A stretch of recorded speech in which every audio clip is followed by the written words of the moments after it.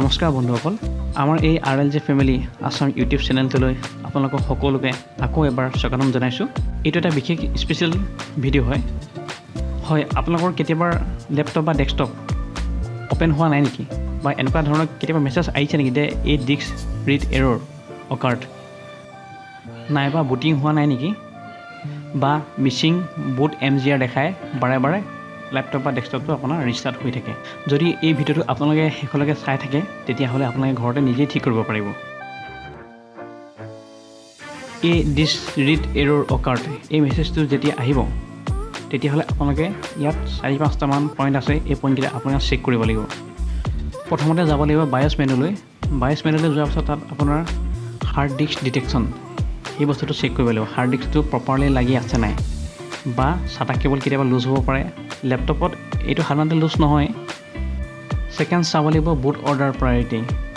বুট order মানে হ'ল আপোনাৰ যিটো বুটিং অৰ্ডাৰ হয়, বুটিং অৰ্ডাৰত আপোনাৰ ফাৰ্ষ্ট হাৰ্ড ডিস্ক থাকিব লাগিব। থাৰ্ড হ'ল কাৰ্পটেড ছিষ্টেম ফাইল।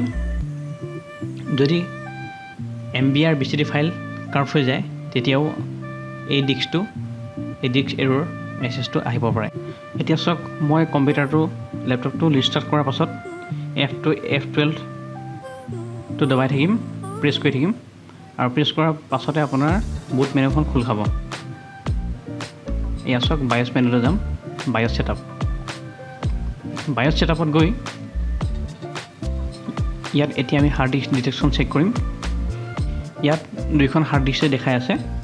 এখন হ'ল আপোনাৰ 1 TB আৰু এখন হ'ল আপোনাৰ 120 GB SSD হাৰ্ড ডিস্ক, মানে ডিটেকশ্যন ঠিক আছে। নেক্সট চেক কৰিম বুট অৰ্ডাৰ প্ৰায়ৰিটি। বুট অৰ্ডাৰত ফাৰ্ষ্ট হাৰ্ড ডিস্ক থাকিব লাগিব, মানে ডিস্ক্ৰিট ড্ৰাইভ আছে ইয়াত আমি চেঞ্জ কৰি নিম। ইয়াত ডিস্ক্ৰিট ড্ৰাইভটো মই চেঞ্জ কৰি ইণ্টাৰনেল হাৰ্ড ডিস্কটো ওপৰত লৈ যাম। ইয়াত আমি চেঞ্জ কৰি ছেভ কৰি দিম।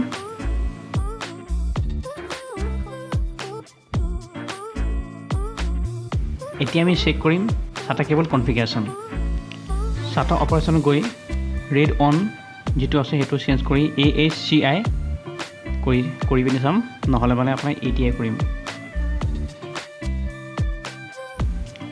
এতিয়া F10 দবাই বায়'ছখিনি ছেভ কৰি ছিষ্টেমটো ৰিষ্টাৰ্ট কৰি দিম।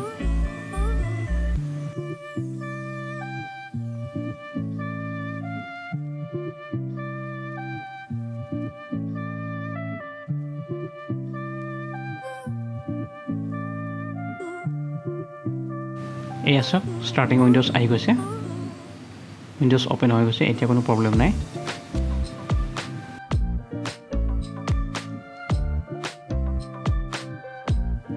এইটো চাওক, এইটো হৈছে HP পেভিলিয়ন লেপটপ। ইয়াত কেনেকৈ কৰিব পাৰি, ইয়াত লেপটপটো ৰিষ্টাৰ্ট কৰাৰ পাছত এস্কেপ দবাই থাকিব, প্ৰেছ কৰি থাকিব। প্ৰেছ কৰাৰ পাছত আপোনাৰ বুট মেনু খোল খাব, আৰু তাৰপাছত F9 দবাই দিব। F9 দেখা আছে বুট মেনু। ইয়াত আপোনাৰ আছে মেইন, ছিকিউৰিটি, ছিষ্টেম কনফিগাৰেশ্যন আৰু এক্সিট। ইয়াত আপোনালোকে যাব লাগিব ছিষ্টেম কনফিগাৰেশ্যন। ছিষ্টেম কনফিগাৰেশ্যন গৈ বুট অপশ্যনত যাব।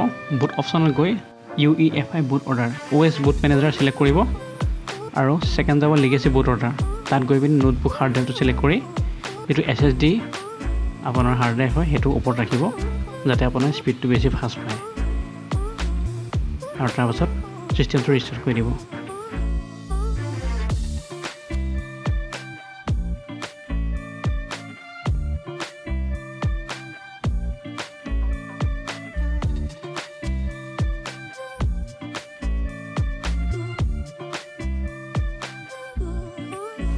আজিলৈ ভিডিঅ'টি ইয়াতে সামৰি মাৰিছোঁ।